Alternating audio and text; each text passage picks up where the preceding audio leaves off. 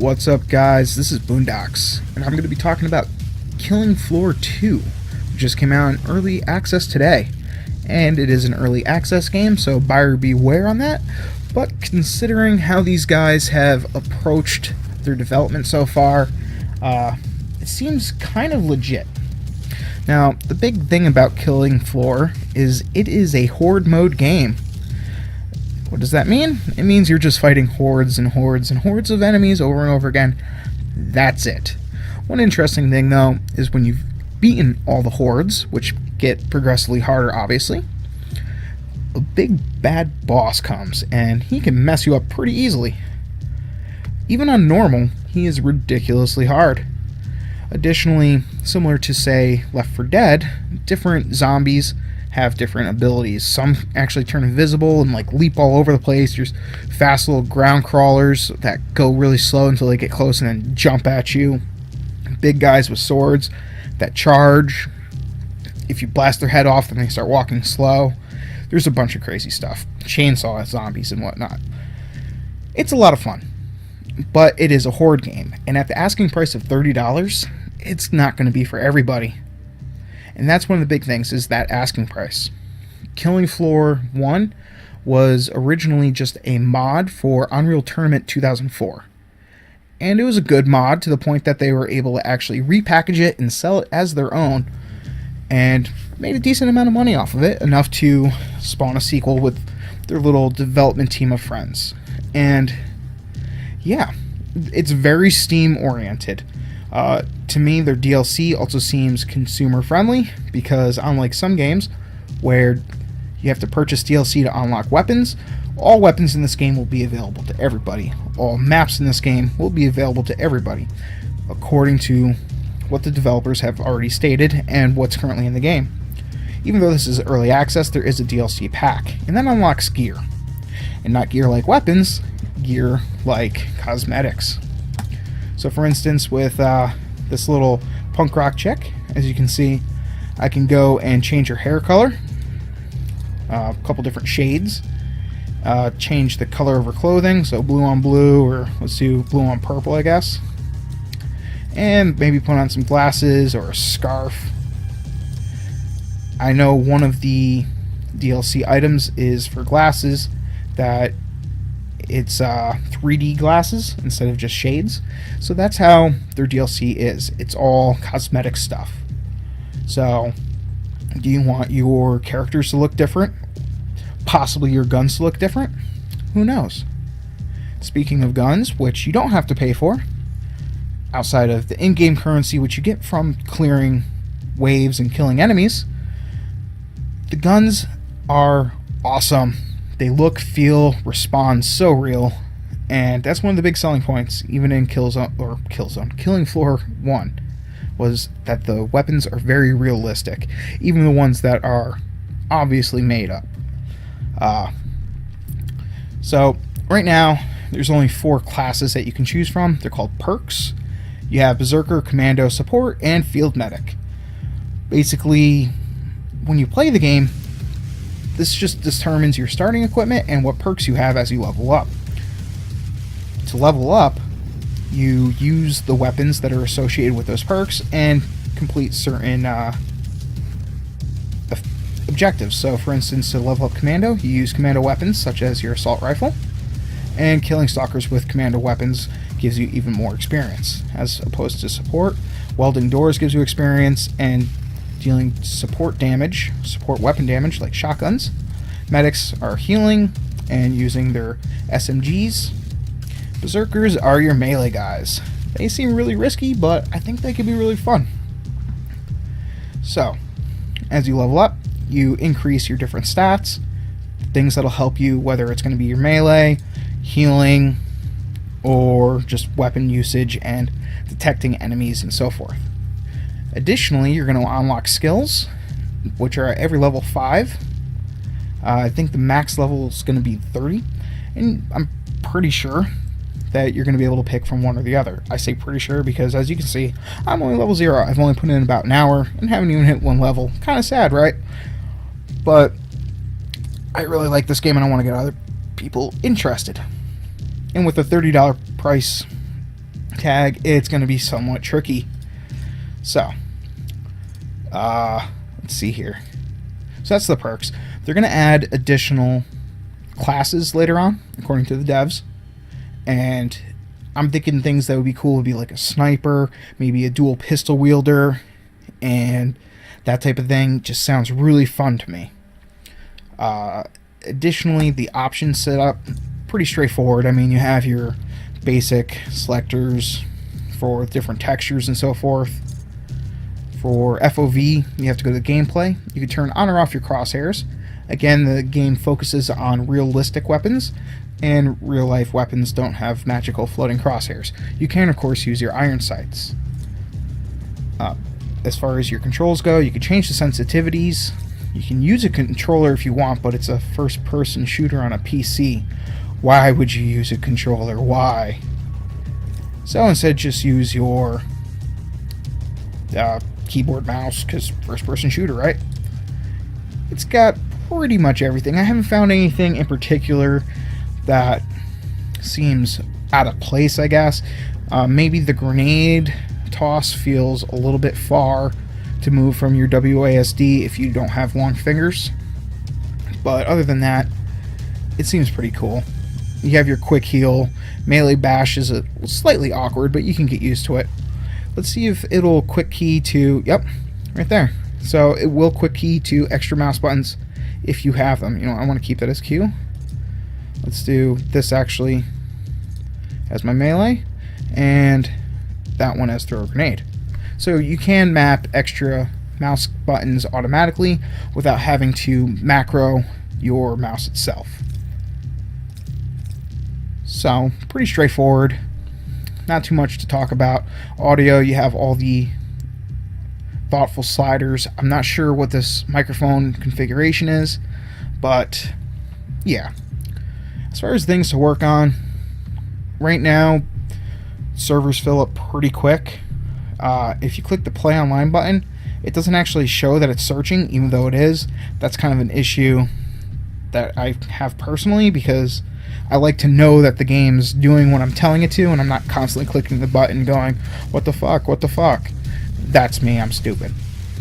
Honestly, the way that I've had the best success finding games is coming into the server browser.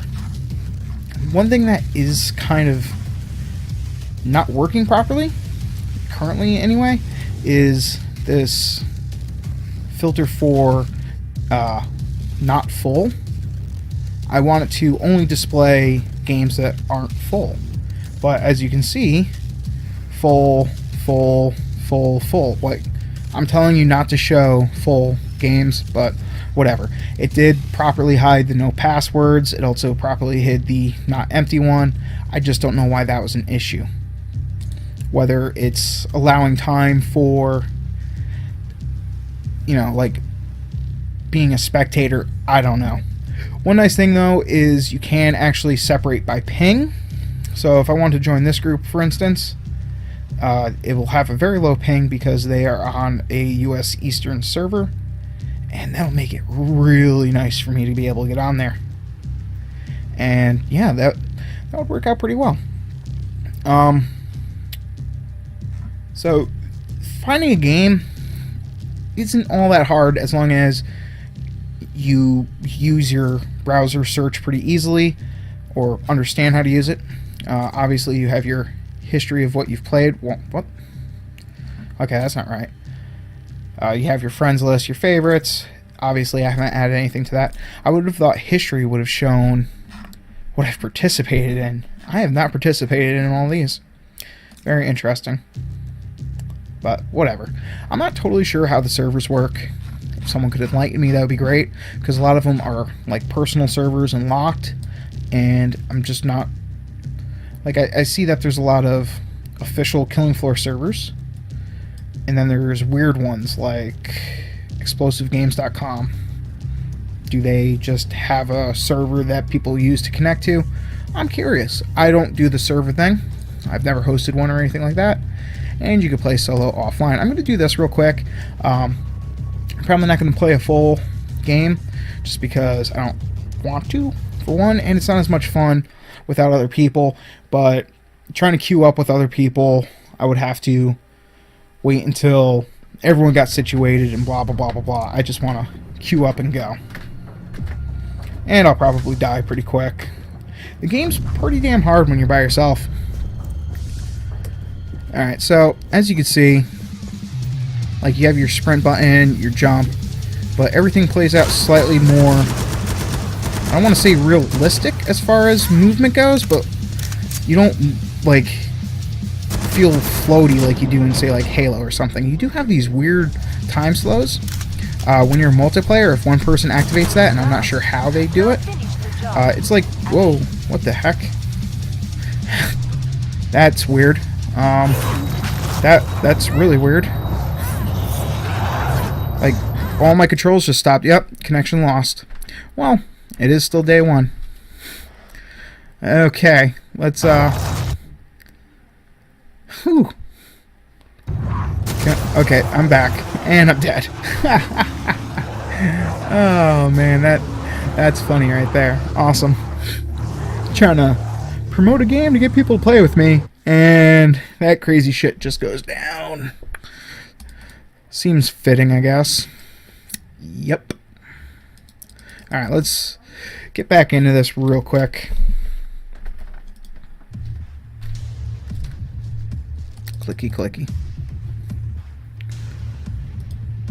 Alright, let's jump back in. I don't like this map. Where it starts you kind of sucks. So, I'm going to try to get out of here as quick as possible, because last time they all stormed across. Oh, the music in this game, by the way, is fucking awesome. Here, let me turn it up real fast. Audio. In-game music volume. Turn it up just a bit.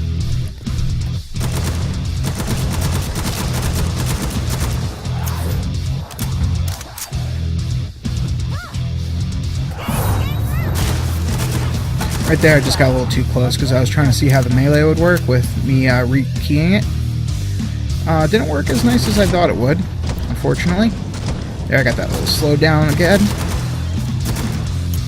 Again, not totally sure how that works, but...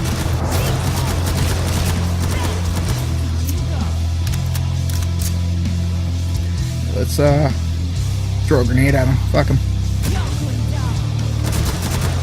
One of the big changes between Killzone 1 and Killzone 2 is the addition of all this extra gore. Bodies stay around for a very long time. There's actually... people have already started making mods. Where the heck is it taking me? Okay, there it is. People have already made mods where, like, more bodies will stay on the ground for longer. Right now, the blood will definitely stick around. But, like, you can shoot out lights in different areas and make it really interesting. You have a flashlight in case you take out all the lights in, say, a dark area. But here is what I was talking about as far as buying guns. And you could buy whatever gun you want for any class, regardless of what class you initially pick. Some of them, like, there are no electric weapons right now, I guess. You can't access any explosive weapons. Not sure why. But, you know, here you have different things you might be looking for. I don't know where, like, machine guns are here. I see them over in here. It's weird. But, you know, I'll autofill to get all my ammo, some combat armor, and reload this sucker. You can quick swap your weapons, and assuming you do have a weight limit for how many items you can carry, as you can see they have like this little weight symbol next to them. So like if you got the Eviscerator, you're pretty much weighted down by that and only that. So, you know, it's certain things that you have to work around and interesting little feats. You can weld doors shut. Let's see if I can get over here and show that real quick. Like right here. Just weld this door. Okay. Oh, invisible guys. See how they're like flipping at me and shit?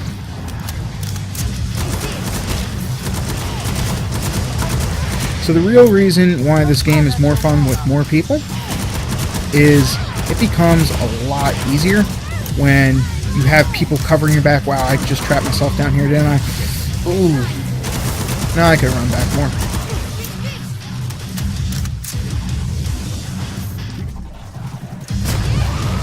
Yeah, eat grenade, fuckers. Nice and splattered. I like how he's walking like all